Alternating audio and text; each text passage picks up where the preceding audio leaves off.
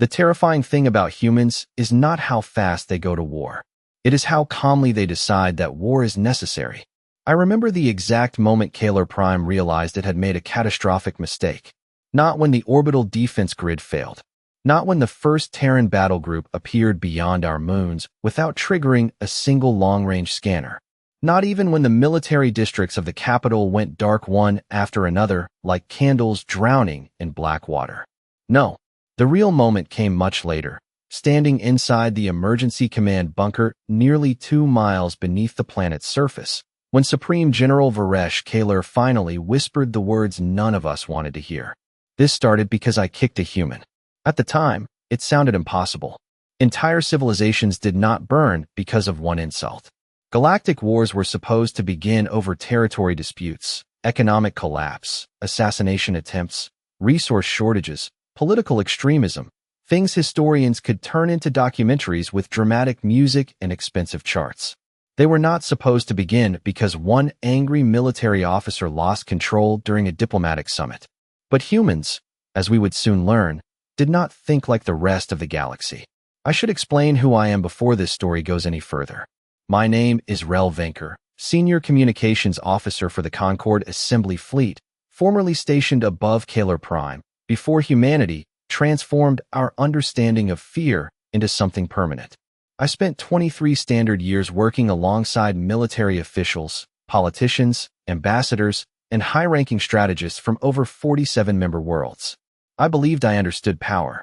I believed strength came from larger fleets, stronger armor, superior technology, and the ability to intimidate weaker species into obedience. Humans looked weak. That was our first mistake. Earth had only joined the Concord Assembly 9 years earlier. 9. Most member species had centuries of political influence, military integration, and trade leverage behind them. Humans arrived with primitive-looking ships, strange social customs, and smiles that made older species deeply uncomfortable for reasons nobody could properly explain. They were smaller than most combat species, physically unimpressive, no natural weapons worth mentioning, no claws, no scales, no exoskeletal armor. Their diplomats wore soft fabric instead of ceremonial battle plating. Their military officers joked during negotiations. Their civilians spoke to predators without showing fear. It unsettled everyone. Not because humans appeared dangerous, but because they did not appear afraid when they absolutely should have been.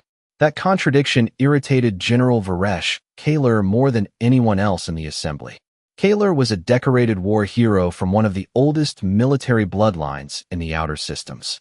Nearly 8 feet tall, armored shoulders broader than a shuttle hatch, voice like collapsing steel beams. Entire colonies surrendered simply because his flagship entered orbit. He believed fear maintained order. Humanity, unfortunately for all of us, did not respond correctly to fear. 3 days before Kaler Prime began burning, the Concord Assembly hosted a diplomatic summit inside the Hall of Unified Systems, a massive chamber built to symbolize peace between species that secretly despised each other. Hundreds of delegates attended. Trade officials, admirals, royal envoys, corporate dynasties, and one human diplomat named Ethan Cross. At the time, nobody in that room understood his name would soon become the most feared diplomatic reference in modern galactic history. If you want to understand why the galaxy underestimated humanity, you need to understand what the Hall of Unified Systems looked like before everything went wrong. Imagine a room so large that weather systems could probably develop inside it if the climate controls failed. The ceiling stretched nearly 400 feet overhead beneath layers of floating holographic banners representing every major species in the Concord Assembly. Silver light poured across polished black floors that reflected the delegates like distorted ghosts. Rows of elevated seating circled the central diplomatic platform where negotiations took place, designed specifically so every species could watch everyone else with equal suspicion.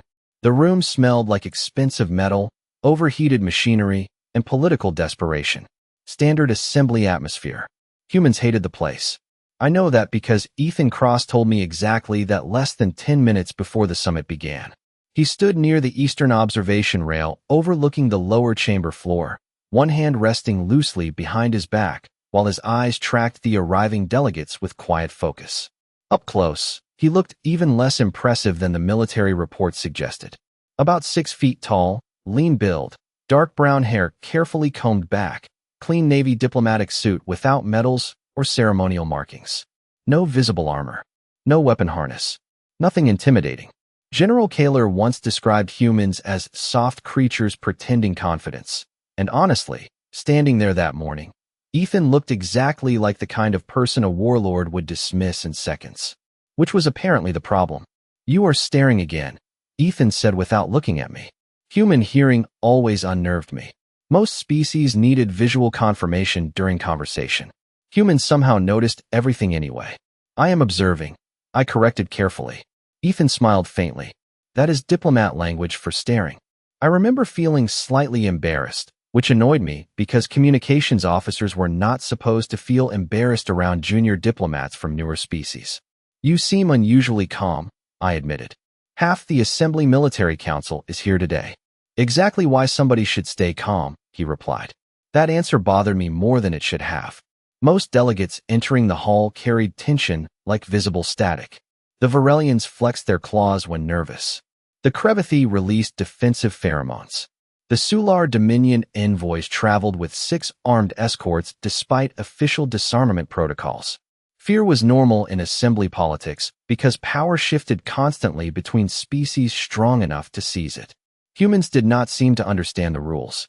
Or maybe worse, they understood the rules perfectly and simply did not respect them. Across the chamber, General Varesh Kaler entered through the western gate. Accompanied by 12 military attendants wearing black combat plating trimmed in crimson steel. Conversations immediately dropped in volume. That was the effect Kaler had on people. He moved like gravity adjusted itself around him.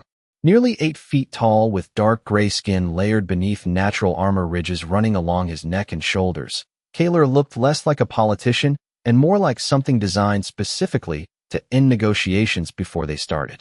His species, the Drakari, evolved on a high-gravity volcanic world where weakness rarely survived long enough to become cultural philosophy. Kaler noticed Ethan almost immediately. I saw it happen. His eyes locked onto the human diplomat across the chamber and narrowed slightly with visible irritation. Not hatred, not anger. Worse, dismissal, like seeing an insect sitting comfortably somewhere it did not belong. "That cannot be good," I muttered quietly. Ethan followed my gaze toward the approaching Drakari delegation. Then, unbelievably, the human smiled. Not nervously, not arrogantly, just calmly, like he had already accepted something the rest of us had not figured out yet. "General Kaler does not like humans very much," I warned. "No," Ethan said softly. "He does not like being unable to intimidate humans. There is a difference." Looking back now, I think that was the first moment I truly understood how dangerous humanity might become. Not because they were aggressive, not because they were fearless, but because they recognized fear in others so quickly. The summit officially began at exactly 0900 Assembly Standard, though nobody in the Hall of Unified Systems looked happy about it. Diplomatic gatherings in the Concord were less about cooperation and more about determining which species currently possessed enough military leverage to pretend cooperation mattered. The central platform slowly illuminated beneath layers of blue-white holographic projection fields, while translators synchronized across hundreds of communication frequencies. Around the chamber, delegates adjusted breathing masks, recalibrated environmental suits, and exchanged carefully fake smiles that carried all the warmth of unloaded weapons. Ethan Cross stepped onto the central platform alone. That detail mattered. Most diplomats traveled with aides, legal analysts, military escorts, or at minimum ceremonial attendants designed to make them appear important. Ethan carried a single data tablet beneath one arm and walked into the largest political gathering in the galaxy, like a man arriving slightly early for a business meeting. General Kaler noticed immediately. Of course he did. Predators always notice vulnerability first. "The human delegation appears incomplete," Kaler announced loudly from the elevated military sector overlooking the chamber floor. His deep voice rolled through the hall without needing amplification. Or did Earth simply fail to send representatives worthy of protection? Several delegates laughed quietly. Not because the statement was particularly clever, but because laughing at weaker species had become an unfortunate assembly tradition. Ethan glanced upward toward Kaler's position. Earth prefers efficiency, he answered calmly. We try not to waste personnel when one diplomat is sufficient. That was the wrong answer. I realized it instantly because Kaler's expression changed in a way I had only seen before military executions. Drakari culture revolved around dominance displays. Public disrespect, even accidental disrespect, triggered responses most species considered deeply excessive. And humans, apparently, had no survival instinct when it came to provoking dangerous people. Confidence from a species protected by others is always entertaining, Kaler replied. Around the chamber, the atmosphere tightened. Delegates leaned forward slightly. Political predators sensed blood in the water. Ethan remained perfectly still beneath the central lights. Protection is a matter of perspective, General. Oh no. No. Even now I remember the exact sensation of dread that passed through me hearing those words spoken aloud inside that chamber. Humans had a terrible habit of sounding polite while delivering threats. Most species announced hostility directly. Humans wrapped theirs inside calm conversation and expected you to notice the difference yourself. Kaler descended from the military platform slowly, each heavy step echoing across the hall floor. Nearly every delegate stopped talking. A few moved backward instinctively despite being over 100 feet away. That was Kaler's reputation. The general circled Ethan once without speaking, examining him openly like a disappointed instructor inspecting defective equipment. Ethan did not move, did not lower his eyes, did not show submission. Human body language confused the galaxy because they lacked obvious defensive displays. No lowered ears, no folded wings, no color shift. They simply looked at you directly, which among several assembly species bordered on deliberate aggression. You stand very calmly for someone representing a minor world, Kaler said finally. Ethan answered immediately. Earth does not consider itself minor. Several delegates actually made audible choking sounds at that. I remember one Sular envoy whispering, "This human is insane," beneath her breath. At the time, I agreed with her completely. Kaler stopped moving. The silence spreading across the chamber became physically uncomfortable. Then, unexpectedly, the general smiled. Drakari smiles are not pleasant things. Tell me, Diplomat Cross, Kaler said softly, does Earth truly believe it belongs among powers capable of reshaping the galaxy? Ethan looked directly into the general's eyes. No, he answered calmly. I think humanity believes the galaxy has underestimated what reshaping actually looks like. The room went completely silent after that. Not political silence. Not nervous silence. Real silence. The kind that appears 1 second before something irreversible happens. There are moments in history when entire civilizations cross invisible lines without realizing it. The problem is that those moments rarely look important at first. Usually they look small, embarrassing, personal. One sentence, one mistake, one person deciding they are untouchable.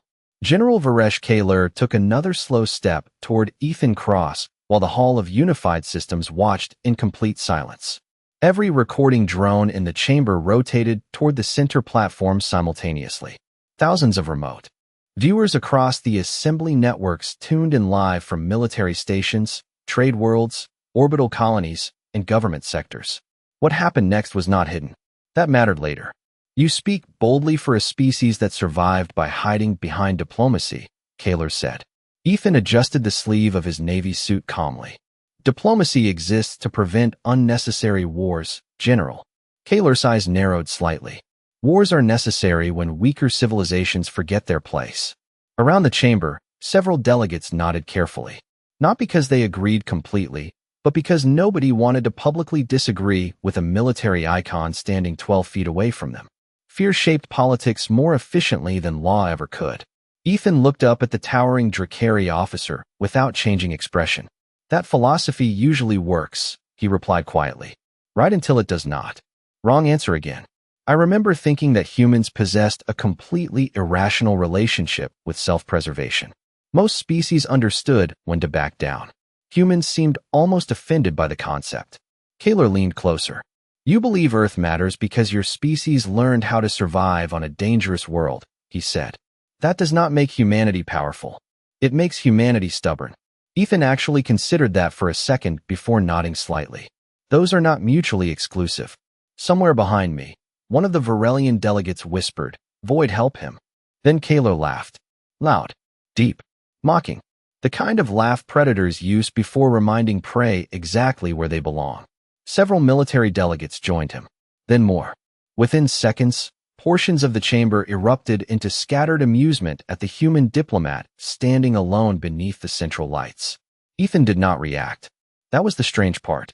No anger, no embarrassment, no visible fear. He simply waited for the laughter to fade while keeping his hands folded behind his back like a patient professor listening to children argue incorrectly about something obvious. And that calmness irritated Kaler more than open defiance ever could have. "Tell me, human," the general said, voice hardening. "Again, what exactly happens when diplomacy fails Earth?" Ethan answered immediately. "Everybody loses." The general's expression darkened. "You speak as if humanity is equal to the Concord military powers." "No," Ethan replied softly. "I am saying humanity reacts differently than you expect." Kaler stepped directly into Ethan's personal space. The size difference looked absurd. One towering warlord wrapped in black military armor. One human diplomat wearing a simple dark blue suit without even protective plating beneath the fabric. Every instinct in the room expected submission. Apology. Fear. Ethan Cross offered none of them. "Perhaps Earth has grown too comfortable under assembly protection," Kaler said coldly. Ethan shook his head once. "That assumption may become very expensive." The chamber froze. I still remember the exact expression on Kaler's face afterward. Not rage. Something worse. Humiliation. Because the human was still speaking to him like an equal in front of the entire assembly. And proud men throughout the galaxy have started disasters over far less. Kaler moved before anyone expected it. One sharp motion. Fast enough that several recording drones struggled to track it properly. The general struck Ethan across the face with the side of his armored boot, sending the human stumbling sideways across the polished floor beneath the central platform lights. Gasps echoed through the chamber instantly. A few delegates stood up in shock. Others looked away completely. Diplomatic assault inside the hall was nearly unthinkable. Ethan caught himself against the edge of the platform instead of falling completely. For 1 second, nobody moved. Not security. Not the military escorts. Not even the recording drones hovering silently overhead. A thin line of blood appeared near the corner of Ethan's mouth. The human looked down at it briefly. Then he slowly wiped it away with 2 fingers. And smiled. The smile was what frightened me. Not the blood. Not the assault in front of half the galaxy. Not even the absolute silence that swallowed the Hall of Unified Systems afterward. It was the smile. Humans were not supposed to smile after humiliation. Every species in the Concord understood dominance displays. Public embarrassment established hierarchy. It reinforced order. The weaker party either retaliated immediately or accepted submission. Those were the rules civilization had operated under for centuries. Ethan Cross did neither. He straightened slowly beside the central platform while hundreds of delegates stared at him in disbelief. One side of his face had already begun darkening beneath the bright chamber lights, but his posture remained perfectly relaxed. Calm. Controlled. Like the general had interrupted a conversation instead of publicly attacking a diplomatic representative from another world. Kaler looked almost confused by the reaction. "Honestly, so was I. You will remember your place now," the general declared loudly, turning slightly so the surrounding delegates could hear him clearly. Several military officials nodded nervously. Others avoided looking directly at Ethan altogether. Nobody wanted responsibility for what had just happened. The assembly legal officers near the eastern balcony were already whispering frantically into communication devices. Diplomatic assault violated at least 47 interspecies treaties. But Kaler was powerful enough that consequences rarely applied to him. That was the real problem with empires. Eventually, powerful people start believing rules are decorative. Ethan touched the corner of his mouth lightly, glanced at the blood on his fingers, then looked back at the towering Drakari general with an expression I still cannot fully explain. It was not fear, not anger either. Worse, disappointment. "General," Ethan said quietly, "do you know why humans send diplomats instead of soldiers first?" Kaler folded his massive arms across his chest. "Because your species understands it cannot win military confrontations." Several delegates laughed nervously again, though the sound felt weaker this time. Ethan nodded once, almost thoughtfully. No, he answered softly. Because once soldiers arrive, diplomacy has already failed. Something cold moved through the room after that sentence. You could actually feel it. Delegates shifted uneasily in their seats. Even some military officers exchanged uncertain glances. Humans had strange timing during conversations. They said ordinary words in ways that somehow sounded dangerous several seconds later. Kaler stepped forward again. Is that a threat? Ethan shook his head immediately. No, General. A threat is something intended to change behavior. He paused briefly. This is simply an observation. I remember noticing then that the human was no longer speaking like a diplomat trying to avoid conflict. He sounded like someone documenting an event already set in motion. The distinction terrified me for reasons I could not explain at the time. One of the assembly moderators finally found enough courage to intervene. This summit is temporarily suspended pending investigation, the elderly Sular official announced shakily from the upper platform. All delegates are instructed to return to designated sectors immediately. Nobody moved. All eyes remained fixed on Ethan Cross. The human calmly adjusted his suit jacket, smoothing the fabric where it had twisted during the impact. Then he picked up the data tablet he had dropped beside the platform edge. The screen was cracked. Ethan stared at the damaged device for a moment before exhaling quietly through his nose. That is unfortunate, he murmured. Kaler gave a low, amused grunt. You are worried about a broken tablet? Ethan looked up slowly. No, another pause. I am worried about what happens after Earth watches the recording. The chamber went still again. Truly still. I saw one diplomatic aide physically pale beneath her scales. Another delegate immediately began typing emergency messages into a wrist console. Suddenly, everyone remembered the same horrifying detail at exactly the same moment. Every second inside the Hall of Unified Systems had been broadcast live across hundreds of systems. Earth had seen everything. Ethan slipped the damaged tablet beneath his arm and started walking toward the eastern exit corridor without waiting for security escort or formal dismissal. Halfway to the doorway, he stopped briefly and looked back over his shoulder toward General Kaler. Humanity will respond officially, he said calmly. I strongly recommend the assembly listens carefully when it does. Then he left the chamber. And for the first time in my entire career, I watched fear spread through the Concord assembly faster than war. The first sign that humanity was preparing for war was not a fleet movement. It was silence. Absolute silence. No official protest from Earth. No furious speeches from Terran ambassadors. No emergency petitions before the Concord assembly. Nothing. For 12 straight hours after the summit incident, every human diplomatic channel across assembly space went dark simultaneously. That had never happened before. Human embassies stopped answering transmissions. Terran trade representatives canceled negotiations without explanation. Even civilian transport traffic entering and leaving Earth-controlled sectors dropped by nearly 80% before the end of the first day. The galaxy noticed immediately. Fear spreads quickly among civilizations that survive through politics. I was inside the Concord Communications Center when the first emergency reports started arriving. Human embassy on Valoris Station evacuated without notice. Terran diplomatic staff departing Sular Prime. Earth trade delegation requesting immediate withdrawal corridor. One after another. System after system. Human personnel disappearing quietly from across the assembly like they had rehearsed the process years earlier. Maybe they had. They are isolating, one analyst whispered beside me while scanning incoming reports. Why would diplomats isolate before negotiations even begin? Nobody answered him because deep down we already knew the truth. Humans were not preparing for negotiations. They were preparing for consequences. General Kaler, meanwhile, remained completely unconcerned. That was the unbelievable part. Less than 6 hours after the summit disaster, the general appeared on multiple assembly broadcasts dismissing the entire situation as a disciplinary correction against an overly arrogant junior species.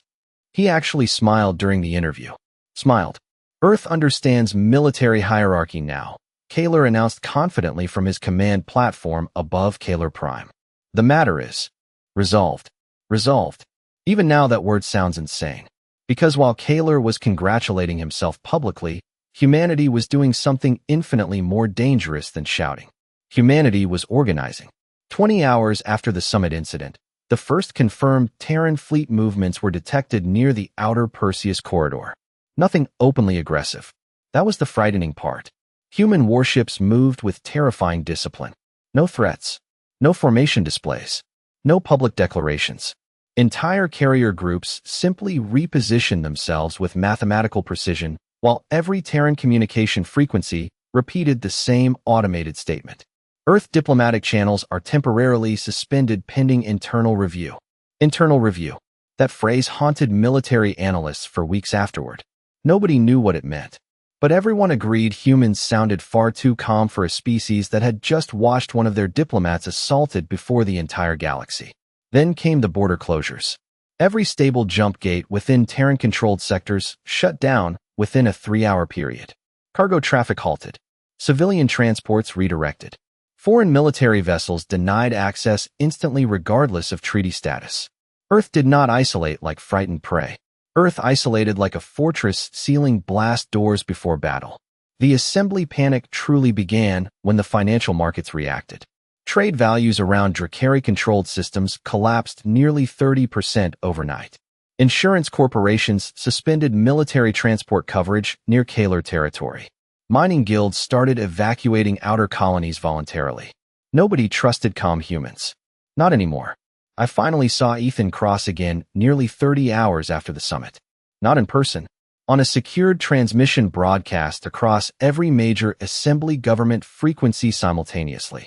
The human diplomat stood behind a plain gray podium without visible injuries except for the faint discoloration still visible near one side of his face.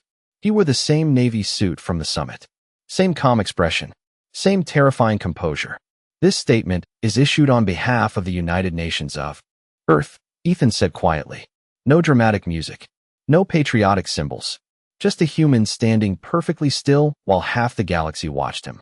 The assault carried out against a Terran diplomatic representative has been formally reviewed by the government of Earth.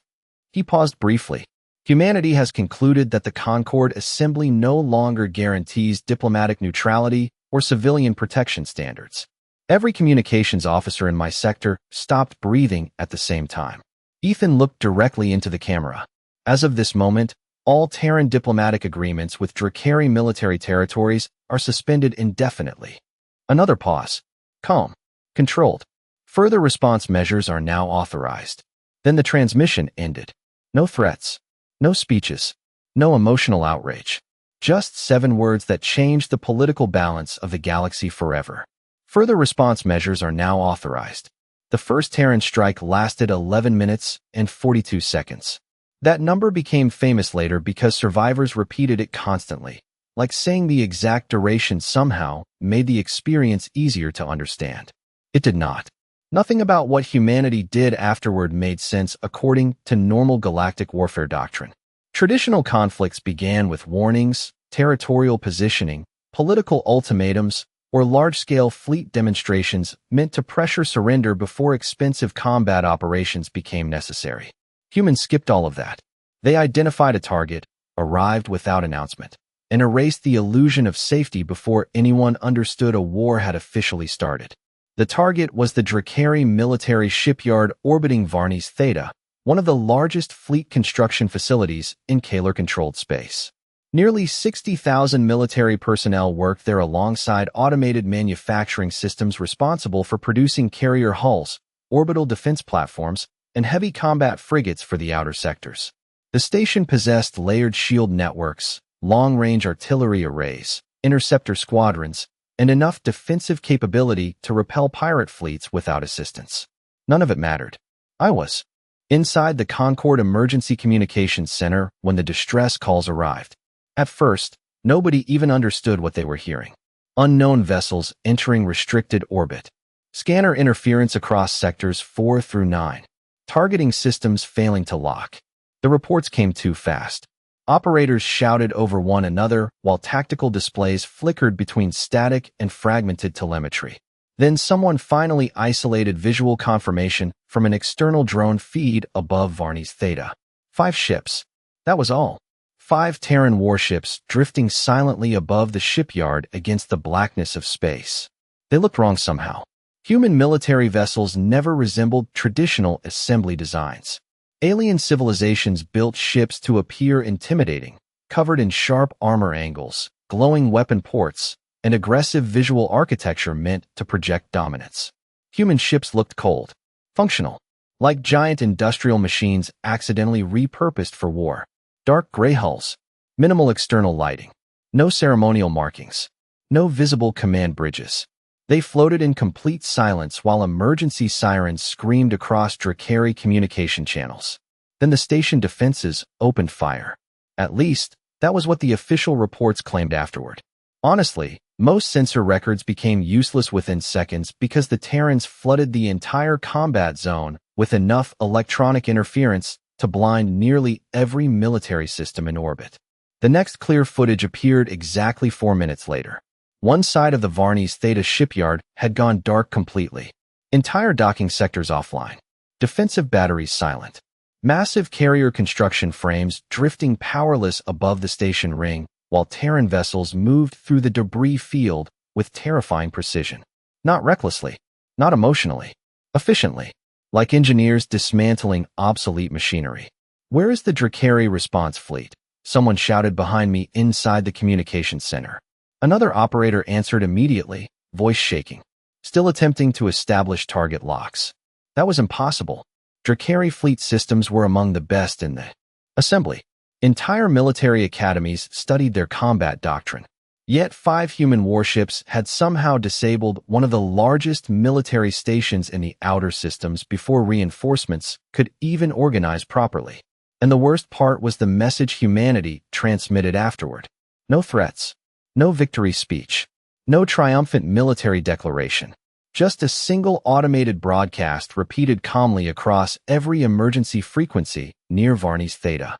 Terran response operation completed. Civilian evacuation corridors remain open for the next 20 minutes. Further military resistance is discouraged. Discouraged. Humans use the language of customer service while dismantling military infrastructure. It unnerved everyone listening. By the time Drakari reinforcements finally reached Varney's Theta, the Terran fleet was already gone. No pursuit trails. No jump signatures. Nothing except a crippled shipyard drifting in silence while emergency crews struggled to restore life support across multiple sectors. General Kaler appeared on emergency military broadcasts less than 1 hour later, furious beyond anything I had ever seen. "This was an act of war," he declared. "Humanity has attacked sovereign Drakari territory." But even while he spoke, I noticed something strange happening across the assembly networks. Nobody looked shocked anymore. They looked afraid. Because for the first time, the galaxy understood something horrifying about humanity. Humans did not bluff. And worse, humans did not escalate emotionally. They escalated professionally. The galaxy spent the next 48 hours trying to convince itself that humanity had merely overreacted emotionally. Politicians called for restraint. Military analysts predicted Earth would calm down after making its point. News networks repeated the same comforting phrase over and over again. Limited retaliatory action. Those 3 words probably prevented half the assembly from understanding the disaster unfolding directly in front of them. Because humans did not think in terms of emotional retaliation. Humans thought in terms of objectives. And once the first Terran strike succeeded, the objectives changed. Drakari. Military infrastructure across the outer systems began failing one sector at a time. Communications relays vanished from strategic routes. Supply depots lost navigation control and drifted powerless beyond patrol zones. Long-range sensor arrays shut down without visible attack signatures. Human fleets appeared exactly where defenses were weakest, disabled critical systems with terrifying precision, then disappeared before larger military forces arrived. It felt less like warfare and more like surgery. Careful, methodical, deliberate. That was when the assembly finally began reviewing humanity's military history in detail. Before the summit incident, most species considered Earth strategically unremarkable. Humans lacked the massive population numbers of hive civilizations. Their fleets were comparatively small. Their territory remained compact relative to older powers. On paper, Earth looked manageable. Then intelligence divisions started digging deeper into Terran military doctrine and discovered something deeply disturbing. Humanity had spent centuries fighting itself before reaching the stars. Civil wars, world wars, proxy wars, resource conflicts, economic collapses, cultural revolutions. Humans had turned organized conflict into an industrial science long before first contact. Worse, they had survived all of it. Why would a species continue functioning after that much internal violence? One assembly strategist asked during an emergency briefing. Nobody answered because the real question frightened everyone more. What kind of civilization survives constant conflict and still chooses diplomacy first? I remember sitting inside the communications center watching intercepted footage from a damaged Drakari command cruiser near the Helios corridor. The ship's tactical officers sounded completely confused while Terran vessels moved around them like predators testing a perimeter fence. Why are they targeting logistics routes? One officer demanded. Why not attack population centers directly? Another voice answered quietly. Because humans are not trying to scare us. Silence followed.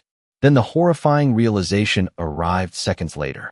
Humanity was dismantling the Drakari military systematically while avoiding civilian casualties whenever possible. Not out of mercy, out of discipline. The distinction changed everything. Most species believed restraint indicated weakness. Humans treated restraint like a professional standard. Terran broadcasts repeated constantly throughout contested sectors afterward. Calm automated messages transmitted in multiple assembly languages. Civilian evacuation routes remain active. Medical vessels will not be targeted. Military resistance is unnecessary. The wording sounded polite, reasonable even, until you noticed entire Drakari defense networks collapsing behind those broadcasts with unstoppable efficiency. General Kaler stopped smiling publicly after the third Terran strike. That was another detail people remember clearly. The Drakari war hero who once laughed at humanity suddenly looked exhausted during emergency military briefings. His officers no longer discussed victory projections. They discussed containment, damage control, reinforcement shortages. The impossible truth finally became unavoidable. Humanity had not entered the war emotionally. Humanity had entered the war prepared. And that realization spread fear faster than any fleet movement ever could. The Concord Assembly began fracturing politically almost overnight. Neutral systems suspended trade with Drakari territories to avoid becoming secondary targets. Smaller military powers quietly opened emergency diplomatic channels, with Earth requesting clarification about Terran objectives. Several species publicly condemned Kaler's actions at the summit despite supporting him only days earlier. Nobody wanted humanity looking at them next. Then came the report that changed the mood of the entire galaxy permanently. A classified Terran military document intercepted near the Perseus corridor containing one sentence highlighted across the top of the file. Diplomatic immunity exists to prevent civilizations from solving insults militarily. That was the moment I finally understood humans completely. The galaxy thought Earth became dangerous after the summit assault. We were wrong. Humanity had always been dangerous. The terrifying part was that humans had spent all this time trying very hard not to prove it. 112 years later, cadets at the Concord Military Academy still study the summit recording during first-year diplomacy courses. Not the war footage. Not the fleet engagements. Not the collapse of Drakari military influence across the outer systems. The recording they study is only 47 seconds long. 47 seconds showing one exhausted human diplomat standing calmly beneath the lights of the Hall of Unified Systems, while an arrogant war hero made the single worst political decision in modern galactic history.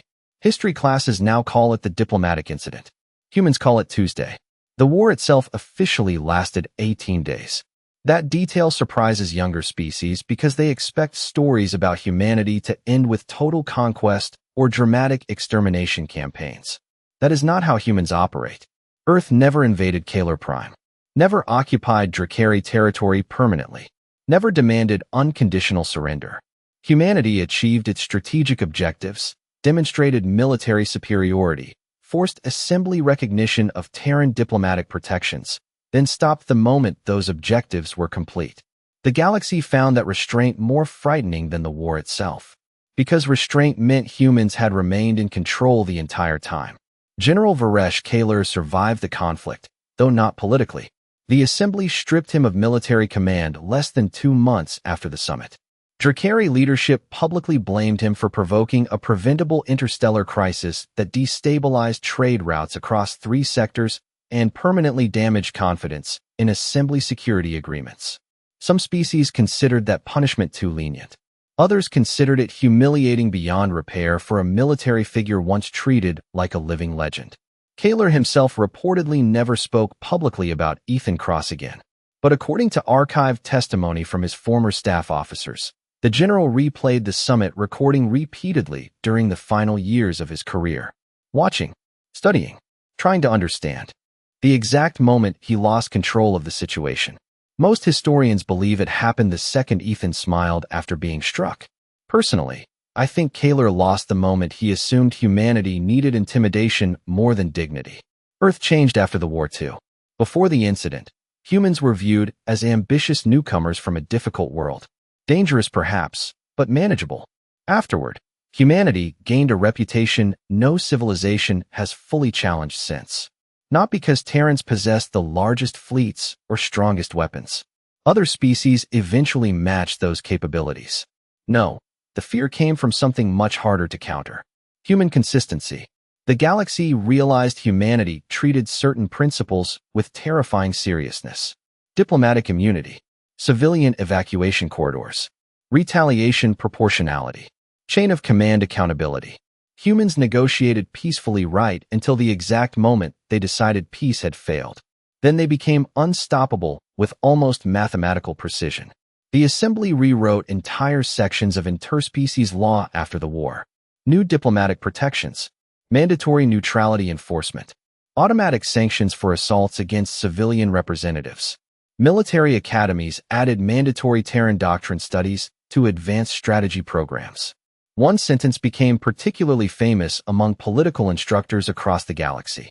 Never mistake human restraint for human weakness. Ethan Cross eventually returned to diplomacy after the war ended. That fact still amazes people. Most species expected revenge-driven behavior after surviving public humiliation that triggered an interstellar conflict. Instead, Ethan resumed negotiations within 6 months, representing Earth during reconstruction talks involving damaged trade systems near former conflict zones. Apparently, humans considered rebuilding stability part of winning. The last confirmed sighting of Ethan occurred nearly 20 years later during a diplomatic summit on Luna Station. An interviewer once asked him whether he regretted remaining calm inside the Hall of Unified Systems that day instead of retaliating immediately against Kaler.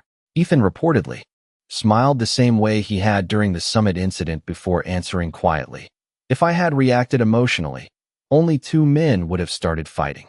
Humanity needed the galaxy to understand the difference. I think about those words often now, especially when younger cadets ask why every diplomatic hall in the Concord displays Terran neutrality symbols beside assembly law codes. The answer is simple. Because one human diplomat stood up calmly after being humiliated in front of the galaxy and reminded every civilization watching that peace is not maintained by fear.